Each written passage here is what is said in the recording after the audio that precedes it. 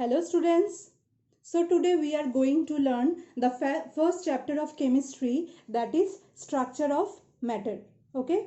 So before starting today's class, first of all we have to know about matter. That what is matter. So all the things that we can see around us or that we can feel around us, these are called matter. So just like giving one example, we could feel the existence of air around us. Okay. So air is actually one gaseous mixture. So air is also an example of matter which is gas in nature, as well as liquid particles could also be present. Next is water. Water also we can see around us. So water is another example of matter which is liquid in normal temperature. Okay. Next thing, as well as we can see different types of solid substances around us, just like this board, this whiteboard. Okay. The chair on which you are sitting now. Okay. Chair, table, whatever the solid, they also are the examples of matter. So these all are called matter. So next, our curiosity is to see that what are the things that help to make one matter.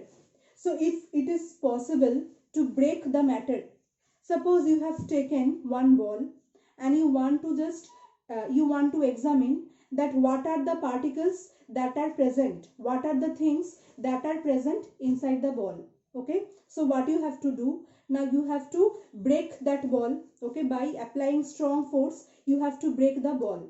So then you will get various small particles. Okay. You have to break it until and unless you are getting the smallest size particles. Actually those particles are so smallest that it could not be seen through our naked eye, but it could be seen by using a powerful microscope or electron microscope. Okay. By using electron microscope we can see those particles. So this smallest particles of the matter which are indivisible in nature, so these are called atoms. So from here the idea or the concept of atom comes. Okay. So actually the concept of atom was first given by Indian philosopher Conrad, K-A-N-A-D. The concept of atom was first given by Indian philosopher Conrad. So according to him, it is also known as Kona or Paramanu. Okay. After that, many scientists or many philosophers, they worked on it. Okay. But the concept of atom, the atomic theory, was first given by scientist John Dalton. By scientist John Dalton in the year 1808. So Dalton is also known as the father of atomicity. Okay. He is also known as the father of atomic theory. Sorry, not atomicity, the father of atomic theory. So first here we will know about the atomic theory. Okay. That is also known as Dalton's atomic theory. So what are the postulates of Dalton's atomic theory?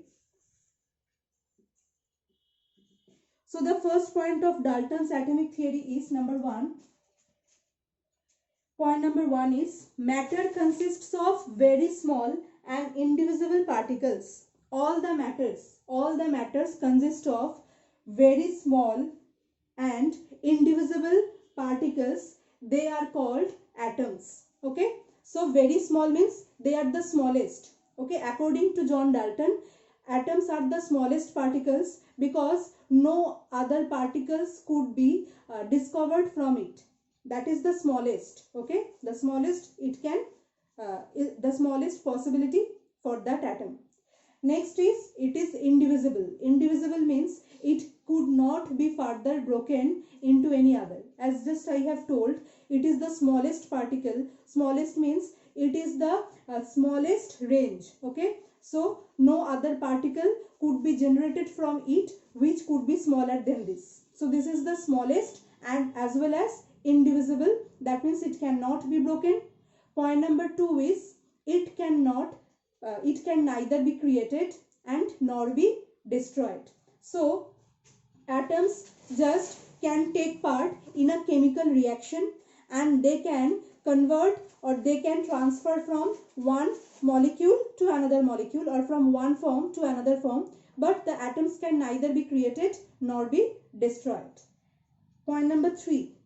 Point number 3 is that the atoms of the same kind of molecule, all of them are identical in every aspect.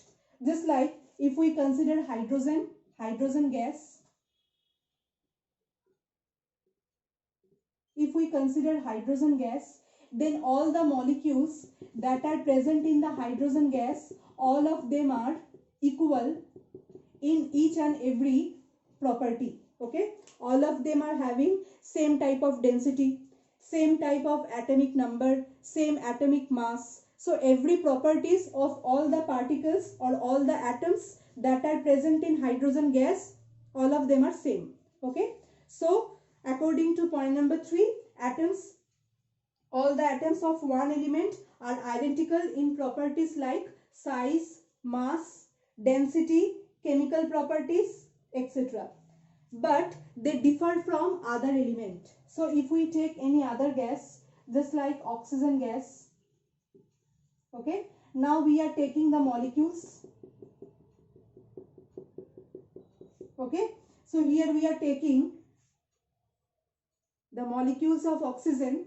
So if we compare one atom of hydrogen and one atom of oxygen, then we could clearly see their difference. Suppose the atomic mass of hydrogen is 1, already you know, and the atomic mass of oxygen is 16.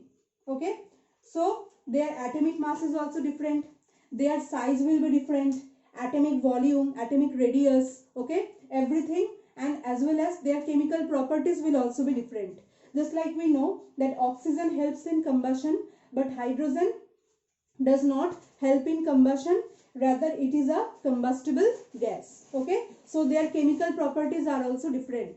So what we can say from here, all the atoms of a same all the atoms of a same element, just like for hydrogen, all of them are identical in each and every property. But if we compare the atoms of two different elements, just like if we compare the atoms of hydrogen and the atoms of oxygen, they will be different from each other. Next is, atoms of an element can combine with the atoms of other elements in a simple whole number ratio to form the molecule of the compound.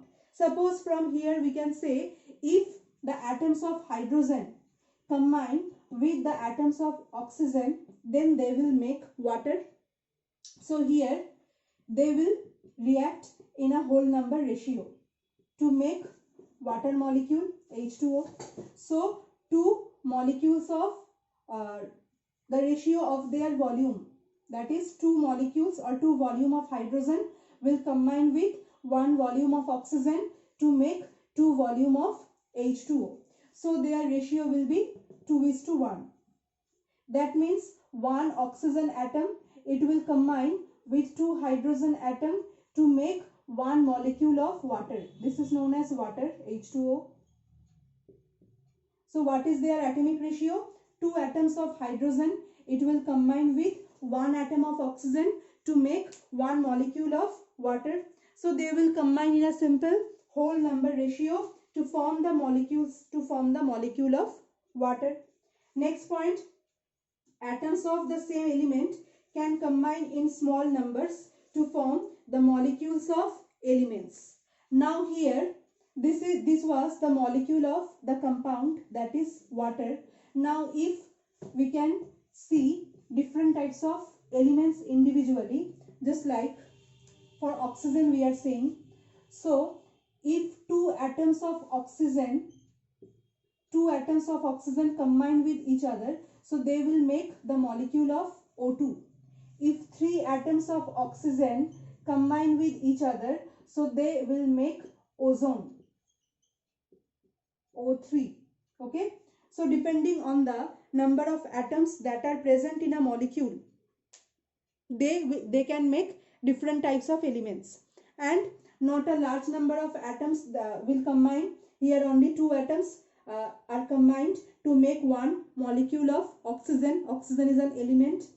Three atoms of oxygen here are combined with each other to form one molecule of ozone. So ozone is also a molecule of element. And the last point is, atoms of matter are the smallest unit that can take part in a chemical reaction where rearrangement of atoms take place. This is very important point, that whenever a reaction takes place, there we can see that the molecules are taking part, but actually the reaction takes place through the help of the atoms. The atoms will rearrange themselves to make a new type of product. Just in case of water only, we can see this example. So here hydrogen reacts with oxygen, right? Two molecules of hydrogen reacts with one molecule of oxygen. So here the bonding was like this. These are two atoms of hydrogen that are present in one molecule of hydrogen, and here also two atoms of oxygen which are present in one molecule of oxygen. Now when they are taking part in a reaction, so actually the rearrangement of the atoms will take place. So in between two hydrogen, one oxygen atom will enter and it will make this molecule. Okay, between two hydrogen atoms, one oxygen will enter, okay, as well as another molecule is also present here. So in this case another oxygen atom will enter and it will make another molecule of water. So chemical reaction is nothing but the rearrangement of atom by which the reaction takes place. Okay, so these are the main Dalton's atomic theory that is very important for your exam. Okay, so in this chapter, in this part of video, we just have got an clear idea about the atom. Okay, so in our next class we will see about different types of fundamental particles like electrons, protons and neutrons that are present inside the atom. Okay, so we will meet again in our next class. Thank you everyone for watching this video. Have a good day.